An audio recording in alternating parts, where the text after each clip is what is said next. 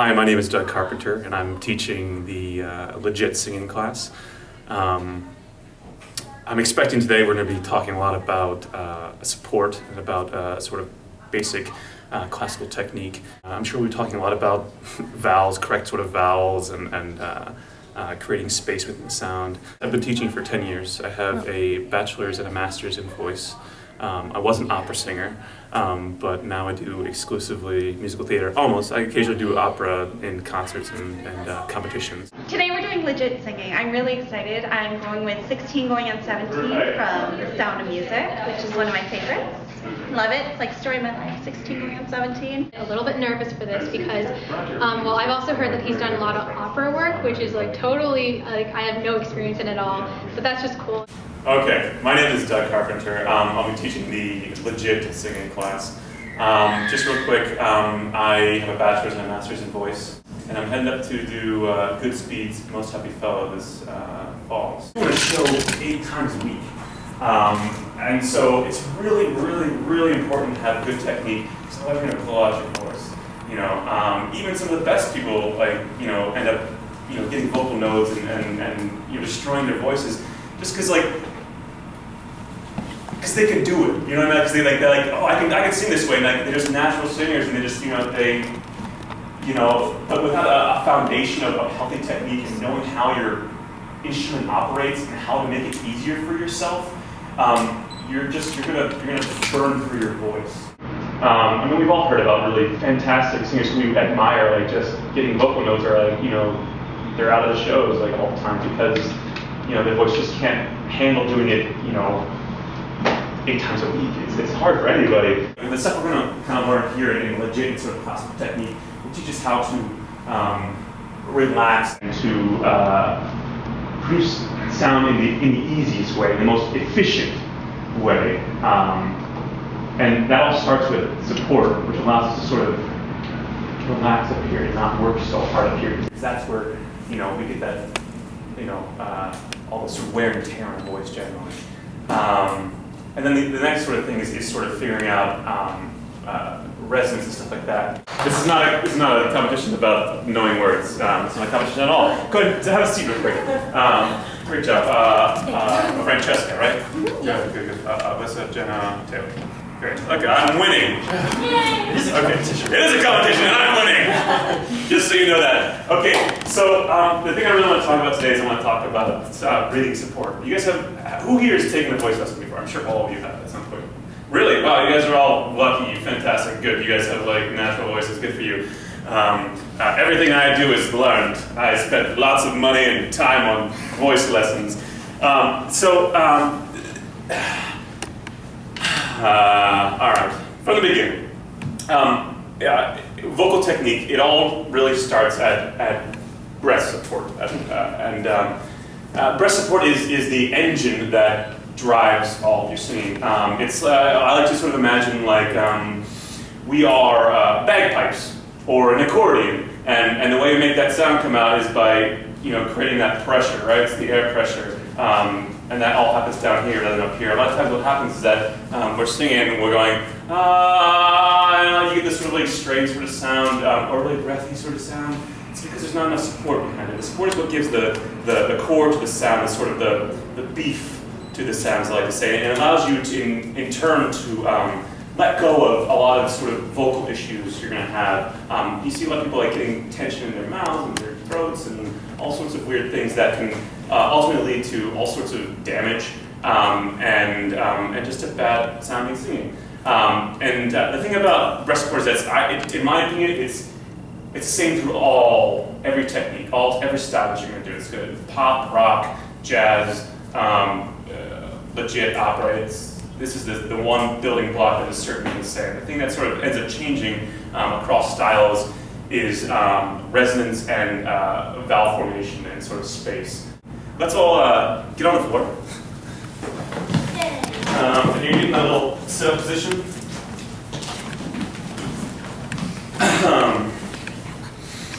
What's going to happen is you're going to breathe in, and breathe into your back. And I want you guys to think about your pelvis as a bowl, a basin. And you're gonna sort of just breathe into that. Now, let me know that you're catching on. You're allowed to talk back. If you have questions, please ask me. Okay, so next thing we're gonna do is we're gonna breathe in, and then we're gonna go. Okay, we breathe in.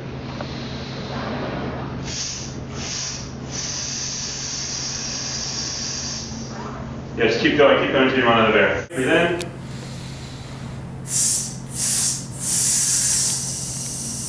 Good. Okay, so this time what I want you to do is you're gonna breathe in, and then you're gonna come up into a crunch, okay? And then you're going to do okay? And I want you to put your hands behind your head, so you're supporting your neck, because I want you to feel like that neck is still free and not, you're not tensing it, okay? You want to feel long through it. Okay, so breathe in, down into your belt, come up, and then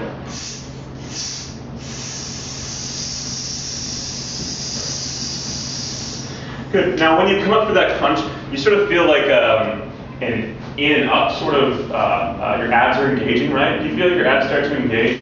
Right, that's basically what support is. It's just your abdominal muscles are what compresses the lungs and ultimately makes the air pressure for the sound that goes through your vocal cords, right? Right? Okay, so now when you come up, you're gonna feel that sort of crunch, and now when you feel, I feel like it's an in and up sort of feeling, like here, right, down here, and what you're gonna think about this time is that you're gonna push down and out against that. Okay, that's sort of weird, but like, you have 1, 2, 3 sets of abdominal muscles, I'm pretty sure. I have to go back and study my books again, but and so actually it's kind of possible to do different things with your abs, but this is really just a thought exercise. So breathe in, and then come up into a crunch, and I want you to think about pressing down and out. It's sort of like vomiting or taking a crowd. No, I'm serious. These are the sorts of things I want you to say. He said, vomit out the sound. He was Russian. That's a terrible Russian accent. So breathe in, and then you go. Okay, breathe in, come up. Yeah, pushing down and out. You should really feel like, let's all go, let's all stand up actually. Do it slowly. Let's grab chairs. This is actually another way to do it too. Some people find this easier. If you can grab your chair and sit on it like this.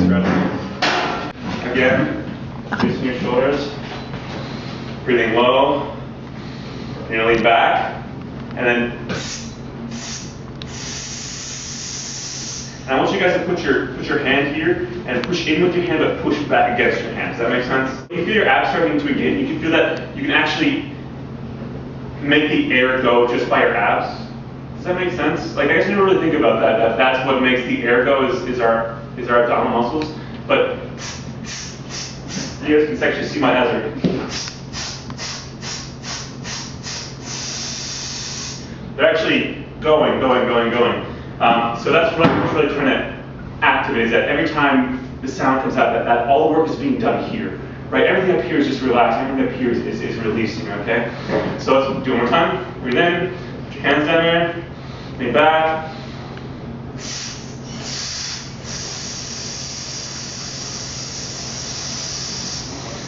Now, a lot of my students say that what actually helps them is thinking about their sort of pushing in and up.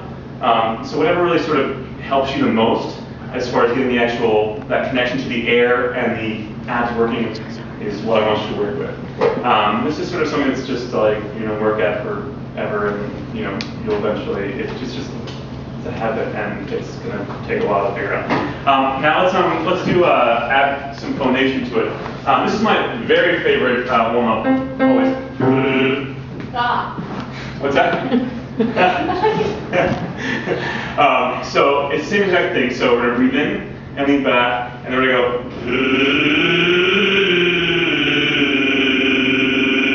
go. Always feeling that pushing back against those abs, whatever it is. That's it. In and up, but down and out, or both at the same time. As my teachers are telling me. So we're just gonna breathe in, lean back with me.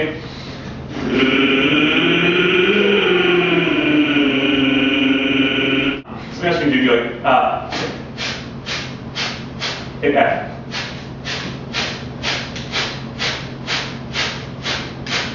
Do you feel it working there? You feel like that, like really starting to like. Yeah. That's what you want to have happen all the time when you're singing. Okay, that's what's going to give you the difference between this song.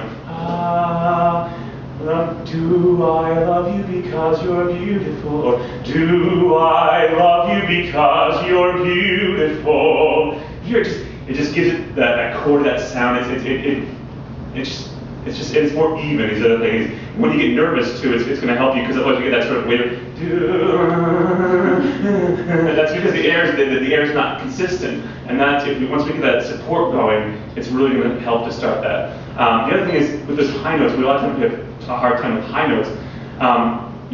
With high notes we need more air, and we need a higher pressure air going past the chords in order to actually, make physics of sound. Is that it has to go by that faster in order to make that higher note. And so having that support is what's going to allow you to have enough pressure to make that happen and sort of balance out the chords. My basic warm-ups always is that I'll do this.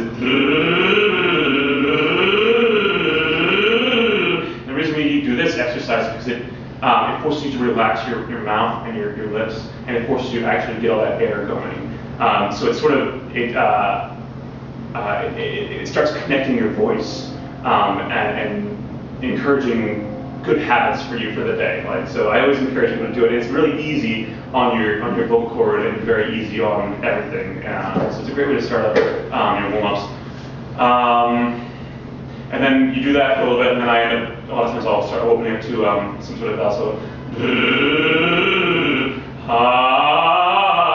And the trick is to sort of have the same exact function of the support of the breath, that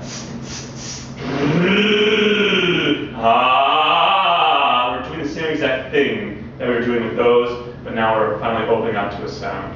That's basically a crash course in what I would teach you in forever.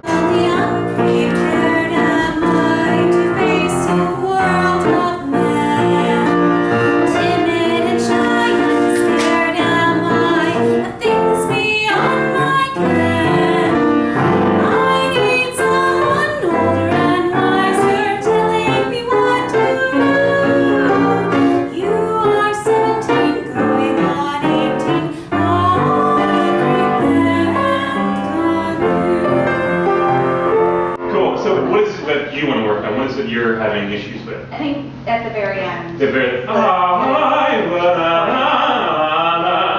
right.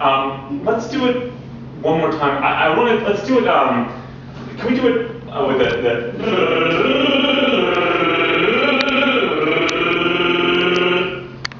Just the verse. Okay. Just the end there. A rolled R will also work in this sort of situation because it forces you to make that air go.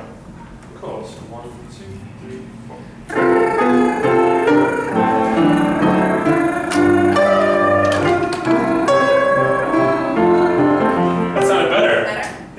It sounded easier.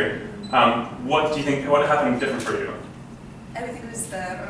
You're using more air through it. Okay. Can we just try it real quick? Remember, your pitch was better.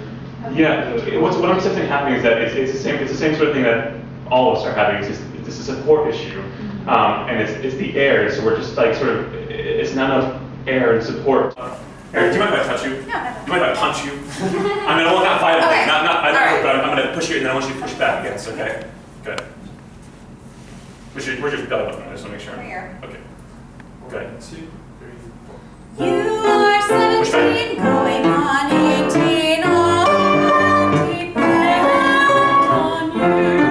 Okay. So here's what's going to happen: is that a lot of times when I do this, we're going to just want to tense up. We think a lot of times with this is one of my issues with support is that I want to go they're like, okay, use your abs, and so I just go, and I grab them and I sort of I just tense them, and that's actually not what we want to have happen. That is not actually training. It's sort of support. What we want to have happen is this. It's just the motion. It's the pushing out of them. It's the in and up. That's what creates the support. So I want to not just don't just. I don't know if I'm not saying you're doing this, but don't just contract them. Okay. I want you to push back and push it back out. Okay. Does that make sense? Yeah. Okay. Great.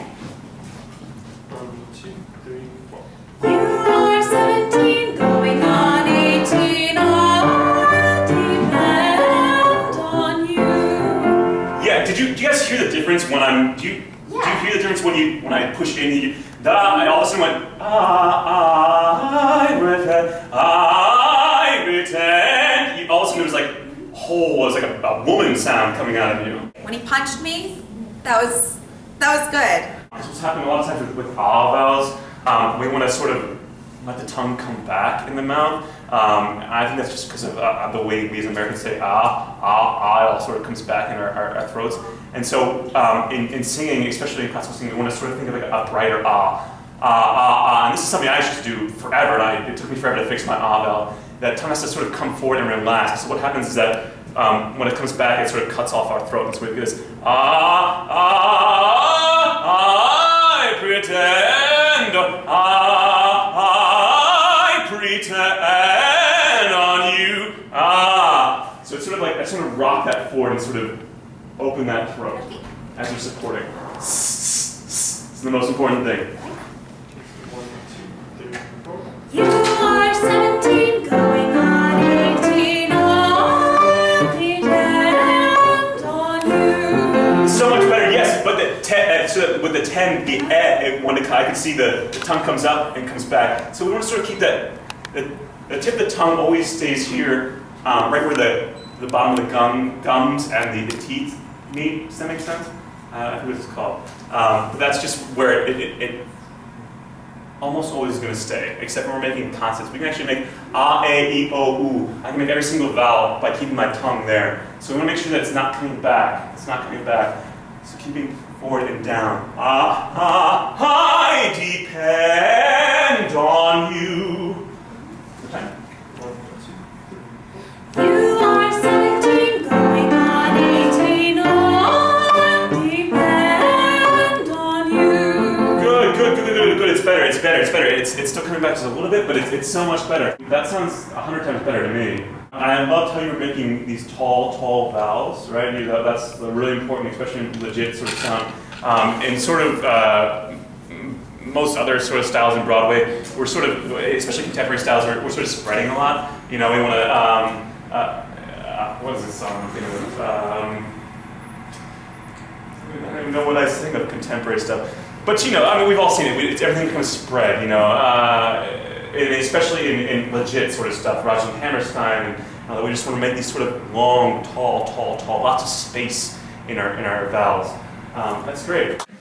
So with Jenna, we were just working mostly on support. At the beginning of the class, we really sort of got into it and just sort of gave them a 5-minute crash course in what I sort of teach all my students in their first lesson about how support works. And you know, we didn't have a ton of time to sort of get into it with each person, but that was her biggest issue was sort of bringing the core into her sound, and that would really help her to sort of open up and get a little more volume out of it too.